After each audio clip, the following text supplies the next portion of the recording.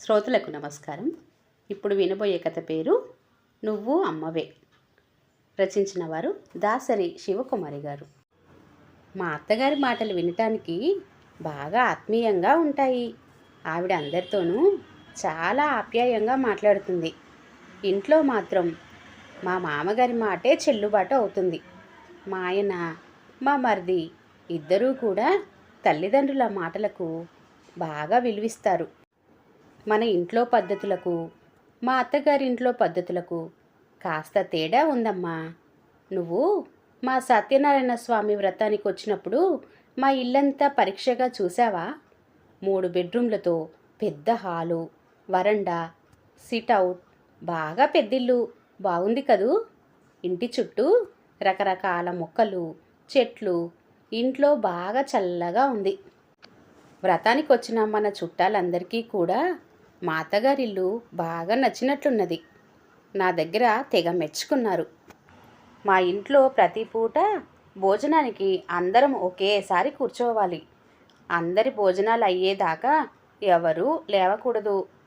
అన్నాలు తిన్నాక ఎవరి ఎంగిల్ పళ్ళెం వాళ్ళే తీసుకెళ్ళి కుళాయి కింద పైన తొలిపి ఆ తర్వాతే కడగటానికి పని వాళ్ళకి ఇవ్వాలి. మొదటి రోజు నాకు తెలియక నా ప్లేట్ టేబుల్ మీదే వదిలేసి ముందుగా లేవబోయాను. అత్తగారు అందరిదయ్యేదాకా కూర్చోమన్నారు. ప్లేట్ తీయమని రాజేష్ కళ్ళతో సైగ చేసి చూపించాడు. అమ్మా, మన ఇంట్లోలాగా ప్రతి పనికి వాళ్ళు పని వాళ్ళ మీద ఆధారపడరు. మనం చేసుకోదగిన పనుల్ని మనమే చేసుకోవాలంటారు. మా ఆయన కూడా పని మనిషి అనరు. అమ్మా, నీ అసిస్టెంట్ ఈ పని చేసి పెడుతుందా అని మాత్రమే అడుగుతాడు.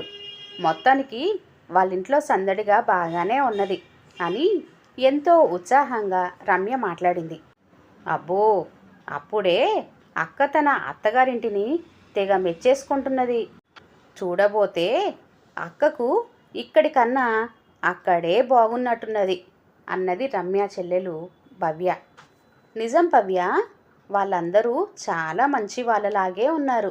మా మరిది కూడా చాలా సరదాగా ఉంటాడు. అన్నదమ్ములిద్దరూ బాగా చనువుగా ప్రేమగా ఉంటారు. అన్నదమ్ములేంటి, వాళ్ళ నాన్నగారితో కూడా అలాగే చనువుగా, ఇంకా చెప్పాలంటే ఫ్రెండ్లీగా ఉంటారు. ఒకరితో ఒకరు సరదాగా జోక్స్ కూడా వేసుకుంటారు తెలుసా. అబ్బా చాలే నీ పొగడ్తలు. కొత్తలో అంతా బాగాను అందరూ మంచి వాళ్ళలాగానే కనబడతారు. పోను కానీ ఎవరి స్వభావం ఎలాంటిదో తెలీదు. ఎందుకైనా మంచిది నువ్వు మరీ మెత్తని దానిలాగా ఉండకు. చెవులు పట్టి ఆడిద్దామనుకుంటారు. రాజేష్ నిద్ర లేచాడేమో చూడు, టిఫిన్ చేద్దురు గాని అన్నది తల్లి జగదీశ్వరి. బావగారు తినే పలహారంలో కొంత ఉప్పు కషంగాను మరికొంత కారం పుట్టగాను చేస్తే పోలా అన్నది భవ్య. ఏం వద్దు, అలా ఏం చెయ్యకు.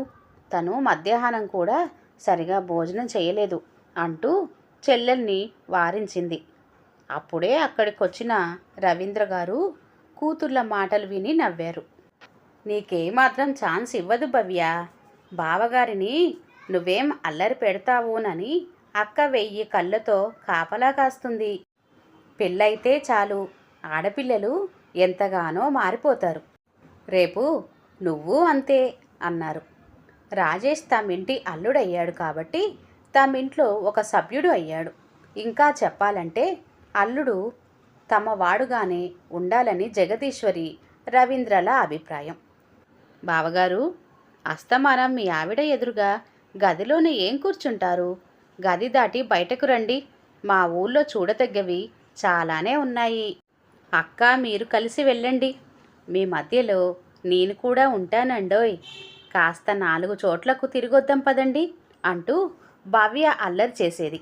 రాజేష్ నవ్వుకుంటూ లేచొచ్చేవాడు. ఇక్కడో 3 రోజులు గడిపి మరలా రాజేష్ వాళ్ళ ఊరు వెళ్ళారు. తమ ఇంట్లో ఏసీ కన్నా అత్తగారింట్లోని వాతావరణపు చల్లదనం, మనుషుల మృదు స్వభావం బాగా హాయిగా అనిపించాయి రమ్యకు. ఇంకో 2 రోజుల్లో రాజేష్ పెట్టుకున్న సెలవు అయిపోతుంది.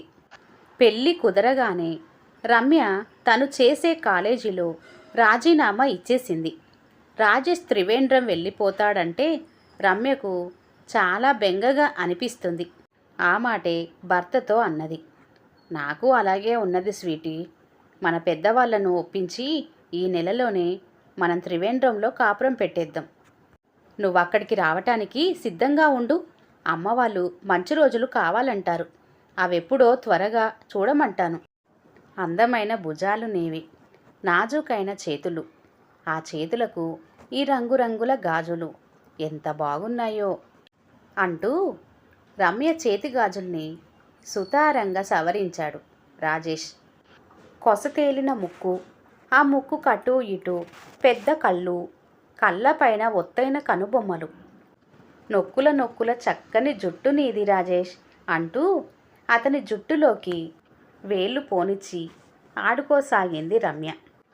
స్వీటీ, భార్య సాహచర్యం ఇంత ఆనందాన్ని ఇస్తుందని తెలియక ఇన్నాళ్ళు పెళ్ళిని వాయిదా వేశాను. నీ తర్వాత తమ్ముడున్నాడు, వాడికి ఉద్యోగం వచ్చింది. తనకి పెళ్ళి చెయ్యాలని అమ్మా నాన్న గట్టిగా చెప్తే సరేనని నిన్ను చూడటానికి వచ్చాను. వెంటనే మనిద్దరికి పెళ్ళి జరిగింది. ఇంకా ఆలస్యం చేస్తే నిన్ను దక్కించుకునే వాడిని కాదేమో అన్నాడు రాజేష్ పరవశంగా భార్యను దగ్గరగా పొదుముకుంటూ. రమ్య కూడా గువ్వపిట్టల భర్త కౌగిలిలో ఒదిగిపోయింది. రాజేష్ త్రివేంద్రం బయలుదేరాడు. రమ్య, అమ్మ వాళ్ళకు నిన్నింకా కొద్ది రోజులు ఇక్కడే ఉంచుకోవాలని ఉన్నది, ఉండిపోవచ్చుగా అన్నాడు. సరేనని అక్కడే ఉన్నది రమ్య. కానీ తల్లిదండ్రులిద్దరూ వెంటనే ఫోన్ చేశారు. రాజేష్ వెళ్ళిన తర్వాత నువ్వు ఒక్కదానివి అక్కడుండి ఏం చేస్తావు?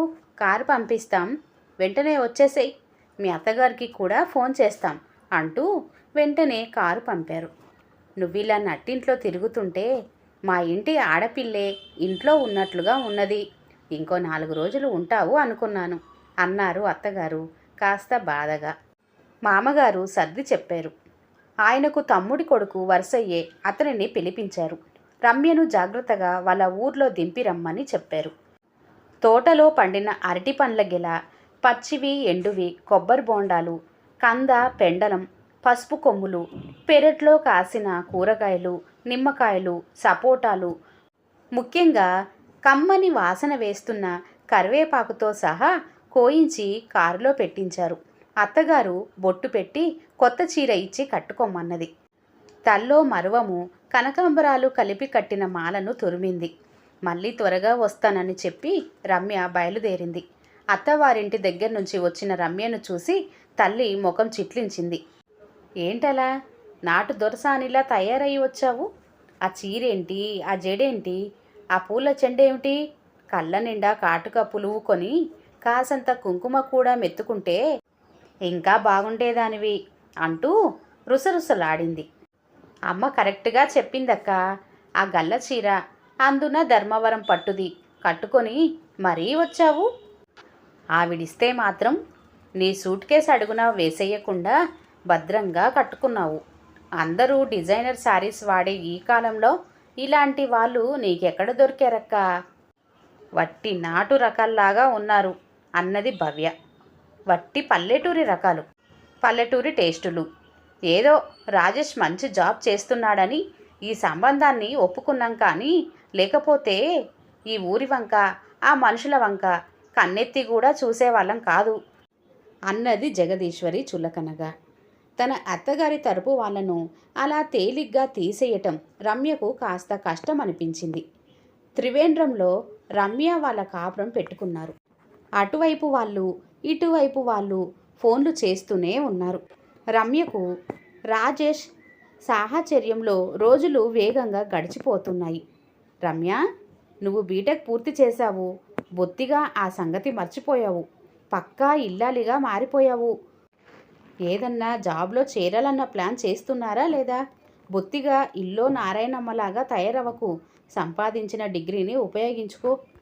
దూరం పోవటం ఇష్టం లేకపోతే అక్కడే ఏదన్నా ఉద్యోగం చూసుకో అంటూ తరచుగా జగదీశ్వరి చెప్పేది.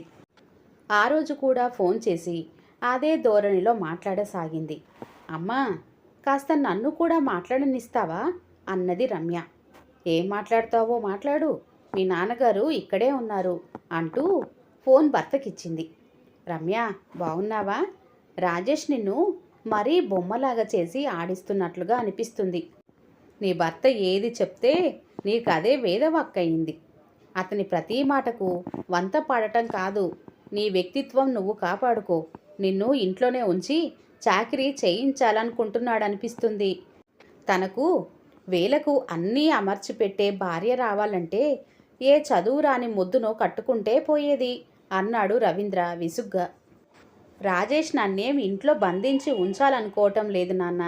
కాకపోతే ఇక్కడిప్పుడు ముఖ్యంగా ఇస్రో పరిధిలో నేను చెయ్యదగ్గ ఉద్యోగం లేదని చెప్తున్నారు. నేను ఇప్పుడిప్పుడే ఇక్కడి వాతావరణానికి అలవాటు పడుతున్నాను. కొద్ది రోజులు పోయిన తర్వాత మరేదైనా ఉద్యోగ ప్రయత్నం తప్పకుండా చేస్తాను. ఉంటాను నాన్న అంటూ ఫోన్ పెట్టేసింది రమ్య.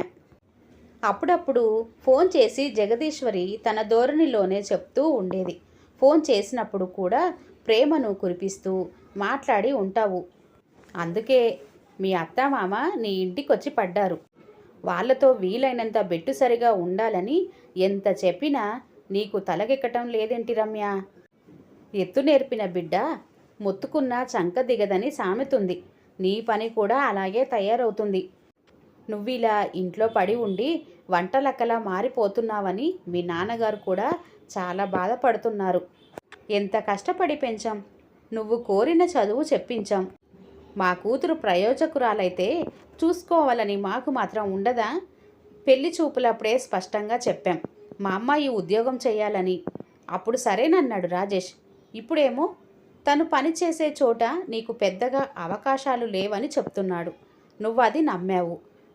అవకాశం ఉన్న చోట నిన్ను చేర్పించాలి, లేదా నిన్ను ఏరోస్పేస్ ఇంజనీరింగ్ మాస్టర్ డిగ్రీ చేయించొచ్చుగా.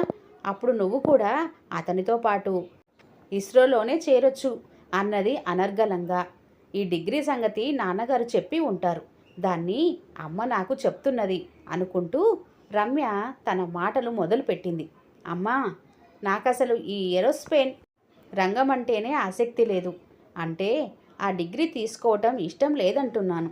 ఇక్కడ ఇస్రోలో జరిగే పనుల గురించి, పరిశోధనల గురించి రాజేష్ చెప్తుంటే వినడానికి బాగానే ఉంటుంది. కానీ మళ్ళీ నేను ఏ ఇండియన్ ఇన్స్టిట్యూట్ ఆఫ్ సైన్స్లోనో కష్టపడి చేరి ఆ తర్వాత ఇంకా కష్టపడి మాస్టర్స్ డిగ్రీ చెయ్యాలని మాత్రం అస్సలు అనుకోవటం లేదు. ఇంకా ఆ సంగతి వదిలే. భవ్య నాన్న ఎలా ఉన్నారు? భవ్య ఫోన్ చేసి మాట్లాడుతున్నదా? ఇద్దరూ బాగానే ఉన్నారు. భవ్య కూడా నేనన్నట్లే అంటున్నది. బావగారు ఎలాగూ ఇస్రోలో సిస్టమ్ ఇంజనీర్గా పనిచేస్తున్నారు. అక్క కూడా అక్కడే జాయిన్ అయితే బాగుంటుందని.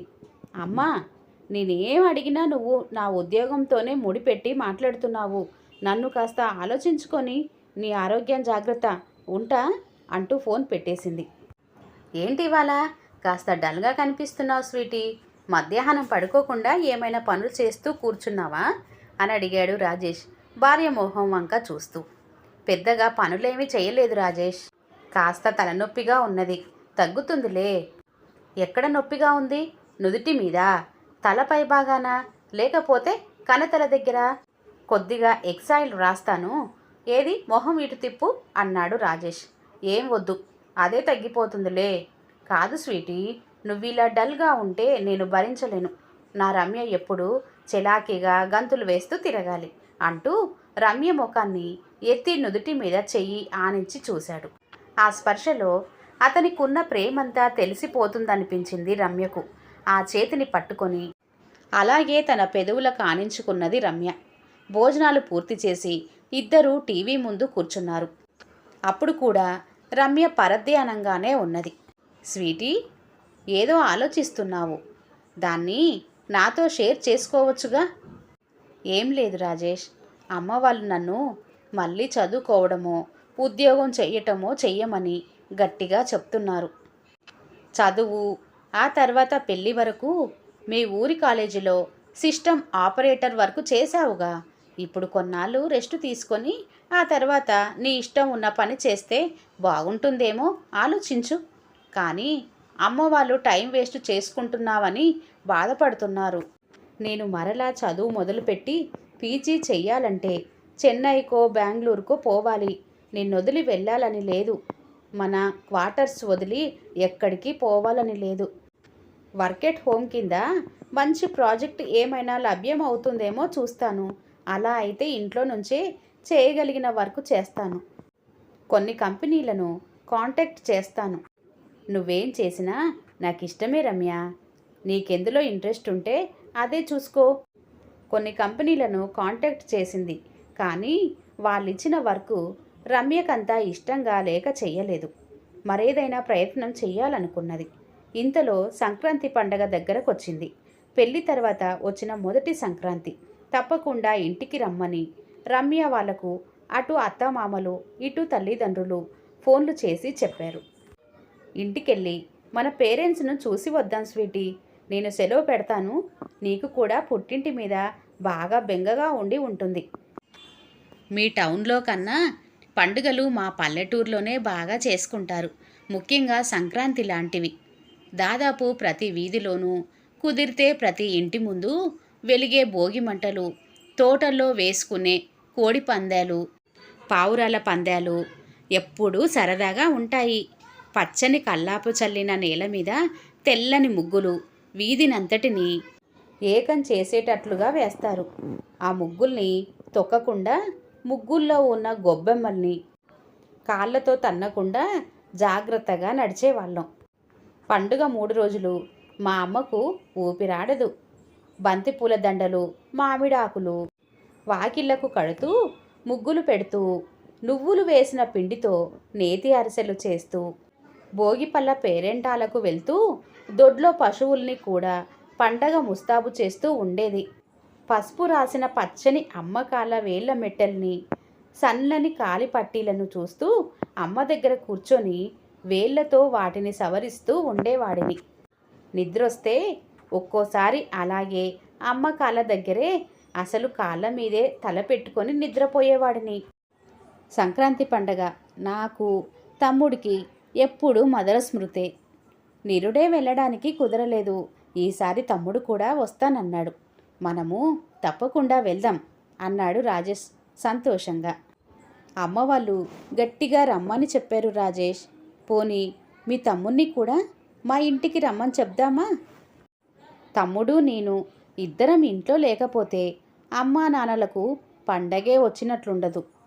ఊరన్నా తల్లిదండ్రులన్నా రాజేష్కు తగని మమకారమని అవకాశం ఉన్నప్పుడల్లా అక్కడికి వెళ్ళాలని అతని మనసు బాగా కోరుకుంటుందని రమ్యకు అర్థమైంది. రాజేష్ వర్ణించిన పండగ వాతావరణమేమీ తమింట్లో ఉండదు. అసలు ఏ పండుగైనా రొటీనే తమకు. ఈ ముగ్గులు, గొబ్బిళ్ళు ఇవన్నీ టీవీలోనో పేపర్లోనో చూడటం అంతే. అవన్నీ పల్లెటూరి వాళ్ళ పద్ధతులు. ఈ అపార్ట్మెంట్స్లో ఎవరు చేస్తారనే ఒక అభిప్రాయంతో ఉన్నారు తమ కుటుంబమంతా. నిజమైన పండుగ వాతావరణం చూడాలంటే తమ అత్తగారింటికి వెళ్తే కనబడుతుంది. దొరికే సంతోషాన్ని ఎందుకు కాదనుకోవటం అని ఆలోచించి, రాజేష్ అత్తయ్య వాళ్ళ దగ్గరికే పండక్కి వెళ్దాం, తర్వాత మన ఇంటికి వెళ్దాం అన్నది రమ్య. రాజేష్ చాలా సంతోషించాడు. ఇంటికి వెళ్ళిన తర్వాత అతని తల్లిదండ్రులు ఎంత సంతోషించారో మాటల్లో చెప్పలేం. మా కోడలు బంగారం, మా వాణ్ణి తన పుట్టింటికి లాక్కుపోకుండా ఇద్దరూ ఇటే వచ్చారు. చిన్నోడు వస్తే పండగ సంబరం రెట్టింపు అవుతుంది అని అత్తగారు మురిపెంగా పొరుగింటి వాళ్లతో అంటున్నది. కొడుకుల్ని కోడల్ని చూసుకోవటమే కాదు, ఈ ముసలి మొగుడు కూడా ఉన్నాడని కాస్త జ్ఞాపకం పెట్టుకో అని హాస్యమాడారు మామగారు. రాజేష్ అతని తమ్ముడు తిరిగిన చాలా చోట్లకు రమ్య కూడా తిరుగుతూ బాగా ఎంజాయ్ చేసింది. ఆ మర్నాడు రమ్య వాళ్ళింటికి బయలుదేరారు. అత్తగారు పట్టుచీర కొనుక్కోమని డబ్బులిచ్చింది. రమ్య తమ ఇంట్లో అడుగు పెడుతూనే అమ్మా అన్నది. ఆమె వెనుక తండ్రి, ఆ వెనుక చెల్లి వచ్చారు. ఎవరి ముఖాలు ప్రసన్నంగా లేవు. ఏమక్క, పెళ్ళవగానే మమ్మల్ని మర్చిపోయి బావగారితోటి వాళ్ళ ఊరు వెళ్ళిపోయావు. మేమెంత డిసప్పాయింట్ అయ్యామో తెలుసా అంది నిష్ఠూరంగా భవ్య. ఇవాళొచ్చాంగా భవ్య, ఇప్పుడు పండుగను సెలబ్రేట్ చేసుకుందాంలే అన్నాడు రాజేష్. ఏంటి సెలబ్రేట్ చేసుకునేది? నిన్న ఈరోజు అవుతుందా? వాళ్ళ ఇంటి ఆడపిల్లైతే ఇలా కనుమ పూట పంపిస్తారా? అసలు పెద్ద పండగ, మాకు తొలి పండగ, మా ఇంటికి రానియకుండా మీ వాళ్ళు అక్కడకు పిలిపించుకోవడం ఏమిటి? నోట్లో నాలుక లేని నా కూతుర్ని మీరంతా కలిసి ఆడుకుంటున్నారు అంది ఆవేశంగా తల్లి. అవును బాబు, మీకలా వెళ్ళటం మీకు గొప్పే కావచ్చు. అల్లుడికి పండుగ కానుకలు ఇవ్వకుండా తప్పించుకునేందుకే ఇలా పంపేశారని మీ ఊరి వాళ్ళు మమ్మల్ని చిన్నచూపు చూస్తారు అన్నాడు రవీంద్ర. ఇలాంటి మాటలు ఎదుర్కోవాల్సి వస్తుందని అస్సలు ఊహించని రాజేష్ అవాక్కయ్యాడు. ఇంత తీవ్రంగా మాట్లాడుతారని రమ్య ఊహించలేదు. వాకిట్లోనే నిలబెట్టి ఇన్ని మాటలన్నారని కోపంగా రాజేష్ చెయ్యి పట్టుకొని లోపలకు తీసుకెళ్ళింది. తన సిస్టమ్ ముందు కూర్చొని పరిశోధనా కేంద్రంలోని మొత్తం సిస్టమ్స్ ఎలా పనిచేస్తున్నాయో, ఎక్కడ ఏ లోపముందో తను అంచనా వేయగలుగుతాడు. కానీ అత్తామామల మనసులో ఏముందో తనకు పసిగట్టడం రాదని అనుకున్నాడు. తన దృష్టిలో ఇది చాలా చిన్న విషయం. ఏదో సరదా పడి రమ్య అక్కడికి వెళ్దామన్నది. అలాగే వెళ్ళాము, ఆనందంగా గడిపాము. ఇప్పుడు ఇక్కడకు వస్తే పండగ సరదా అంతా ఎగిరిపోయింది అనుకున్నాడు రాజేష్. ఆ మధ్యాహ్నమే భోజనం చేసి రాజేష్ తమ ఊరు వెళ్ళిపోయాడు. తనంటే అంత ప్రేమగా ఉండే రమ్య కూడా వాళ్ళ అమ్మా నాన్న మాటల్ని ఏమాత్రం ఖండించలేదు. ఇవాళ వాళ్ళు నోరు పారేసుకున్నారు. అది అలుసుగా తీసుకొని రమ్య కూడా అలాగే తయారవుతుందా? రమ్య సంగతి ఏమో కానీ ఆమె తల్లిదండ్రులు మాత్రం కూతురు మౌనంగా ఉండటం చూసి సందర్భం వచ్చినప్పుడల్లా రెచ్చిపోవటం ఖాయం అనుకున్నాడు రాజేష్. సెలవు అయిపోగానే రాజేష్ త్రివేంద్రం వెళ్ళిపోయాడు. అక్కడో 4 రోజులు, ఇక్కడో 4 రోజులు ఉండి రమ్య తర్వాత త్రివేంద్రం వస్తానని ముందే చెప్పింది. కనీసం రాజేష్ ఊరికి వెళ్ళినప్పుడు కానీ వెళ్ళిన తర్వాత కానీ ఒక్క ఫోన్ చేయలేదు. అసలు వాళ్ళ ఊరు వెళ్ళగానే అమ్మా నాన్నలతో తమ్ముడితోనే లోకమైపోయింది. వెళితే వెళ్ళని, నాకేనా జరగంది అనుకొని రమ్య ఫోన్ చెయ్యలేదు. వారం గడిచింది. అమ్మా, ఒకసారి మా అత్తగారింటికి వెళ్ళి వస్తాను అన్నది. రాజేష్ కానీ వాళ్ళ అమ్మా నాన్న కానీ ఎవరూ ఒక ఫోన్ అన్నా చెయ్యలేదు. అక్కడికి వెళ్ళి ఏం చేస్తావు? అత్తామామలకు పని మనిషిలా సేవలు చేసి రావాలా? నువ్వెవర్ని ఏం దేవరించబడలేదు, ఊరుకో అన్నది అమ్మ జగదీశ్వరి. రమ్య, సబ్జెక్టు మర్చిపోతావు. ఏదో ఒక పని చేస్తూ ఉండాలి. ఇదిగో ఈ మెయిల్ చూడు. ఈ కంపెనీ వాళ్ళు నీ సబ్జెక్టు వాళ్ళనే అప్లై చేయమని మెయిల్ పెట్టారు. అప్లై చెయ్యి అన్నారు నాన్న రవీంద్ర. అదెక్కడో హైదరాబాద్ కంపెనీ. ఇప్పుడొద్దులే, నేను త్రివేంద్రం వెళ్ళాక ఏదో ఒక వర్క్ చూసుకుంటాను నాన్న. ఉద్యోగం అంటూ వస్తే కొన్నాళ్ళున్నాక ట్రాన్స్ఫర్ చేయించుకోవచ్చు. 5 నెలల నుంచి నువ్విలా ఖాళీగా ఉంటే మాకేం నచ్చట్లేదు అంటూ రవీంద్ర గారు బలవంత పెట్టారు. సరేనన్నది రమ్య. ఒకసారి కోడల్ని చూసొద్దాం, వీలైతే తమ వెంట తీసుకొద్దామని రాజేష్ అమ్మా నాన్నలు రమ్య దగ్గరకు వచ్చారు. మామూలు మర్యాదలైపోయాక రమ్యను తీసుకెళ్ళి 4 రోజులు ఉంచుకుంటామండి, పంపించండి అన్నారు. ఒక్కతి అక్కడుండి ఏం చేస్తుందండి? వాళ్ళ నాన్నగారు ఏదో జాబుకు అప్లై చేస్తున్నారండి. రమ్యకు ఇప్పుడు ఇక్కడుండి జాబ్ చేసుకోవాల్సిన అవసరం ఏముందండి? మీ అబ్బాయి చదువుకొని ఖాళీగా ఇంట్లో కూర్చుంటున్నాడా ఏంటి? మా అమ్మాయి ఏదో ఒకటి చేస్తుంది అన్నారు రవీంద్ర. పెళ్ళై కాపురం చేసుకునే పిల్లను ఇక్కడుంచి జాబ్ చేసుకోమని చెప్పడం ఏంటండి? అక్కడికి వెళ్ళిన తర్వాత వాళ్ళిద్దరూ ఆలోచించుకొని వాళ్లకు వీలైనది చేస్తారులే బావగారు. వాళ్ళింతవరకు ఏ ఒక్క ప్రయత్నమూ చెయ్యలేదు. తొలి పండక్కి కూడా మా ఇంటికి రానియకుండా మీరే మీ ఇంటికి పిలుచుకుంటిరి. అంతా మీ ఇష్టంలాగా కనబడుతుంది అన్నారు నిష్ఠూరంగా ఇద్దరూ. మీరు చాలా ఎక్కువగా ఊహించుకొని మాట్లాడుతున్నారు వదిన గారు. రమ్యను మేం మా కూతురే అనుకుంటున్నాం. మీరు రాజేష్ను అలా కొడుగ్గా అనుకుంటున్నారో లేదో తెలియదు. రమ్య బంగారం లాంటి పిల్ల. ఎంతో సంతోషంగా పండక్కి వచ్చింది. ఆ పిల్లకు లేనిపోనివి చెప్పి కాపురం చెడగొట్టకండి అన్నది నెమ్మదిగా రమ్య అత్తగారు. ఆ మాటలకు జగదీశ్వర్కి ఎక్కడలేని రోషం పొడుచుకొని వచ్చింది. మేం కూతురు కాపురం చెడగొట్టే వాళ్ళలాగా కనబడుతున్నామా? అలా చెడగొట్టే వాళ్ళమైతే అసలు పెళ్ళి ఎందుకు చేస్తాం? వాళ్ళిద్దరూ చిలక గోరంకల్లే కాపురం చేసుకుంటుంటే వాళ్ళ మధ్య మనం ఎందుకని ఈ 5 నెలల నుంచి మేము అటువైపుకు కూడా వెళ్ళలేదు. మీరే మొగుడు పెళ్ళాలు వెళ్ళారు. అనంత పద్మనాభ స్వామిని కేరళను చుట్టొచ్చారు. పోనీ వెళ్ళిన వాళ్ళు ఏ హోటల్లోనైనా దిగారా? ఇంట్లోనే దిగి నా కూతురి చేత నా చాకరీ చేయించుకొచ్చారు. అంతకుముందంతా మీరక్కడికి వెళ్ళలేదు. నా కూతురు వెళ్ళగానే చాకిరీ చేసే మనిషి దొరికిందని వెళ్ళి తిష్ట వేశారు అన్నది ఆవేశంగా జగదేశ్వరి. తను ఇబ్బంది పడ్డానని రమ్య ఏమైనా తల్లిదండ్రులకు చెప్పిందా? అలాంటి పిల్లలాగే లేదు. అత్తయ్య మీకది కావాలా? మావయ్య మీకిది చేసి పెట్టనా అంటూ ఎంతో ప్రేమగా చూసి పంపింది. వీళ్ళే తప్పుగా అర్థం చేసుకునే మనుషుల్లా ఉన్నారు. అందుకే ఆ రోజు రాజేష్ వెంటనే తిరిగొచ్చేశాడు అనుకున్నారు. ఇంకా వీళ్ళతో మాట్లాడి ప్రయోజనం లేదని అనిపించింది. వెళ్ళొస్తామని రమ్యకు చెప్పి లేచారు.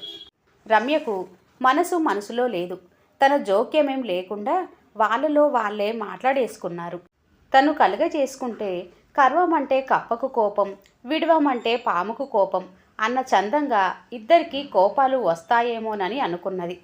ఎవరి తరపున మాట్లాడితే వాళ్ళు అవతలి వాళ్ళ దగ్గర తనను తేలిక చేసిందని భావించటమే జరుగుతుందని మెదలకుండా ఊరుకున్నది. ఇంత జరిగాక రాజేష్కు ఏ ముఖం పెట్టుకొని ఫోన్ చేయాలి అని ఇంకా భయపడింది. అసలు రాజేష్కు కూడా బాగా కోపం వచ్చి ఉంటుంది. అమ్మ వాళ్ళన్న మాటలన్నీ తనకి వాళ్ళ అమ్మ నాన్న చెప్పే ఉంటారు. అసలు అమ్మ వాళ్ళ ఉద్దేశం ఏంటో తనకు పూర్తిగా అర్థం కావటం లేదు. రాజేష్కు ఒక్కడితోనే నీకు సంబంధం, మిగతా వారితో ఏ అనుబంధము పెట్టుకోవద్దు. వాళ్ళందరినీ బాగా దూరం పెట్టు. నువ్వు నీ ఉద్యోగం ఏదో చేసుకో, ఎవరిని ఇంటికి చేరనివ్వకు. అలా చేస్తే నీకు వ్యక్తిత్వం ఉంటుంది. నాకు మీరెంతో రాజేష్ వాళ్ళ అమ్మ నాన్న అంతే కదమ్మా. తనకి అత్తమామలంటే బాగా ప్రేమ ఉండాలి. మరి నాకు నా అత్తమామలంటే ప్రేమ ఉండకూడదా అని ప్రశ్నిస్తే, ఇన్నాళ్ళు కని పెంచినందుకు మేము నీకు పరై వాళ్ళమైపోయాం, విషమైపోయాం.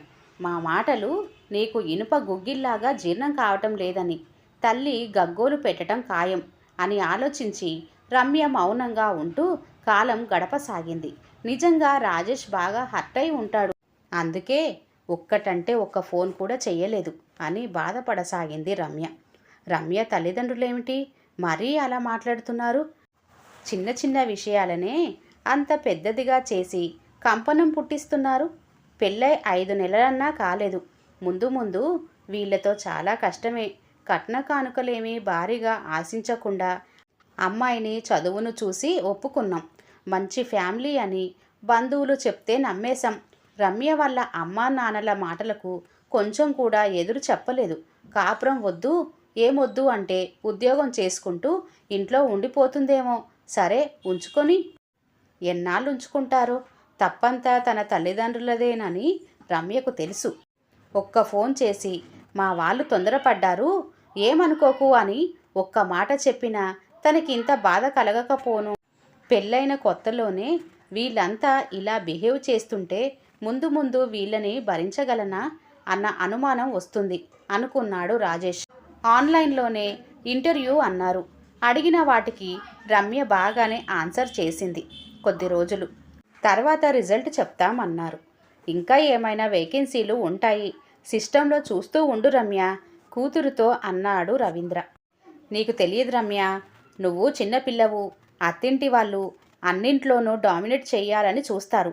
పిల్లవాడి తరపు వాళ్ళమన్న అహంకారం ఉంటుంది. మనం దాన్ని సాగనివ్వకూడదు. నువ్వు నీ తరపున మేము కాస్త కరుగ్గానే ఉండాలి. అప్పుడు కానీ దారిలోకి రారు. మనం మెత్తటి వాళ్ళమనే కాదు, ఇప్పటి వరకు నీ ఉద్యోగం సంగతే ఎత్తటం లేదు. ఇక్కడకు కాకుండా పండక్కి నిన్ను వెంటేసుకొని తన ఊరు తీసుకెళ్ళాడు. నేను వస్తానంటేనే అక్కడికి వెళ్ళామమ్మా. అత్తయ్య వాళ్ళను కూడా త్రివేంద్రం నేనే పిలిచాను. ఆ అమాయకత్వమే వద్దని చెప్పేది. అలా ఉంటే మన నెత్తికెక్కి స్వారీ చెయ్యాలని చూస్తారు. మనమే వాళ్ళను మన దారిలోకి తెచ్చుకోవాలి. వచ్చారా దారిలోకి వస్తారు, రాకపోతే వదిలించుకుంటాం. ఈ రోజుల్లో ఆడపిల్లలకు బోలెడు డిమాండ్ ఉన్నది. నాకసలు నిన్ను అమెరికాలో ఉండే అతనికిచ్చి చేద్దామని ఎప్పటి నుంచో కోరిక. రాజేష్ ఇస్రోలో సిస్టమ్ ఇంజనీర్ మంచి పోస్ట్లో ఉన్నాడని మీ నాన్నగారు తెగ మురిసిపోయారు. నన్ను నిన్ను ఒప్పించారు. మన భవ్యనైనా అమెరికా పంపాలి, అక్కడ పనిచేసే కుర్రాన్ని వెతుకుదాం అంటూ అక్కడ నుంచి లేచి వెళ్ళిపోయింది. అమ్మో, అమ్మ ఇలా కూడా ఆలోచిస్తుందా? రాజేష్ తనకు అన్ని విధాలా నచ్చే తను పెళ్లి చేసుకున్నది. అమెరికా వెళ్ళాలని తనకు అస్సలు లేదు. చెల్లి కూడా అమ్మ చెప్పిన సంబంధం చేసుకోదు. ఎందుకంటే అది ఇప్పటికే ప్రేమ వ్యవహారంలో మునిగి తేలుతుంది. ఆ సంగతి తెలియక అమ్మ ఏదో కలలు కంటుంది. అమ్మ నాన్న ఇద్దరూ రాజేష్కు నువ్వేం ఫోన్ చెయ్యకు, పెళ్ళం కావాలనుకుంటే అతనే చేస్తాడు, వెంటనే నన్ను ఉద్యోగంలో చేర్పిస్తే కాపురానికి వస్తానని నువ్వు గట్టిగా చెప్పు అని ఆంక్షలు పెడుతున్నారు. రాజేష్కు కొంచెం కోపం తగ్గాక నెమ్మదిగా నేను మాట్లాడతాను అనుకున్నది రమ్య. ఈ మధ్య ఎవరు కలిసినా ఏం రమ్య, ఇంకా త్రివేంద్రం వెళ్ళలేదా, ఎప్పుడు వెళ్తావు అడుగుతున్నారు. జాబ్ ట్రయల్స్లో ఉన్నది అని అమ్మ చెప్తుంటే వాళ్ళు అనుమానంగా చూస్తున్నారు. అమ్మా, మనం తొందరపడుతున్నామేమో, ముందు నన్ను త్రివేంద్రం పంపించండి, అక్కడి నుండే ఏదో ఒక ఉద్యోగం చూసుకుంటాను. మనం ఆలోచించినట్లే ఆలోచించి అత్తయ్య వాళ్ళు కూడా మొండి పట్టు పడితే తెగేదాకా తాడును లాక్కున్నట్లు అవుతుంది. నానా నువ్వు మరోసారి ఆలోచించండి అంది నెమ్మదిగా. నీ మొహమేం కాదు, కావాలంటే నీకు నమ్మకం కలగాలంటే ఏ లాయర్ చేతనైనా లేదా కౌన్సిలింగ్ సెంటర్ వాళ్ళ చేతనైనా చెప్పిస్తాను, వాళ్ళు కూడా నా మాట కరెక్టే అంటారు ధీమాగా అన్నది. అలాంటి వాళ్ళందరి దాకా మనింటి విషయం ఎందుకులే అమ్మా, మనమే ఏదో ఒకటి నిర్ణయించుకుందాం అంది రమ్య. ఒక్కసారి రాజేష్ మాట్లాడితే బాగుండునని అనిపిస్తున్న రమ్యకు ఏదో బెరుగ్గా ఉన్నది. అమ్మా, ఫోన్ రీఛార్జింగ్ చేయించుకొని వస్తా, ప్రొద్దున నాన్నగారికి చెప్పడం మర్చిపోయాను, అవసరంగా కొన్ని ఫోన్లు చేసుకోవాలి అంటూ తల్లి సమాధానానికి ఎదురు చూడకుండా బయటికి నడిచింది రమ్య. మెడికల్ షాప్కి వెళ్ళి తనకు కావలసినది కొనుక్కొని ఇంటికి తిరిగి వచ్చింది. బాత్రూమ్ వెళ్ళి ప్రెగ్నెన్సీ కిట్ ద్వారా యూరిన్ను టెస్ట్ చేసుకొని చూసుకుంది. కిట్ మీద 2 ఎర్రని గీతలు కనబడ్డాయి. తన అనుమానం కరెక్టే. తను ఇక్కడికొచ్చి 20 రోజులైంది. ఈ నెల తనకు పీరియడ్స్ రాలేదు. తనిప్పుడు కన్సీవ్ అయ్యింది. సంతోషం వేసింది. ఈ విషయం అమ్మకు చెప్తే సంతోషిస్తుందో లేక ఇప్పటి నుంచే పిల్లా పీచు ఎందుకు అంటుందో తెలియదు. కూతురు తల్లి అవుతుందంటే సంతోషించని తల్లులుంటారా ఏమో అన్న ఆలోచనలో ఉండగానే కాలింగ్ బెల్ మోగింది. రమ్య వెళ్ళి తలుపు తీసింది. ఎదురుగా రాజేష్ మేనమామ, ఆయన భార్య నిలబడి ఉన్నారు. వాళ్ళు కూడా తన అత్తగారి ఊర్లోనే ఉంటారు. పని మీద ఈ ఊరొచ్చాం, నువ్విక్కడే ఉన్నావని తెలిసి చూడాలని వచ్చాం అన్నారు. అత్తవారి తరపున ఏదో రాయబారానికే వచ్చారని రమ్యకు అర్థమైంది.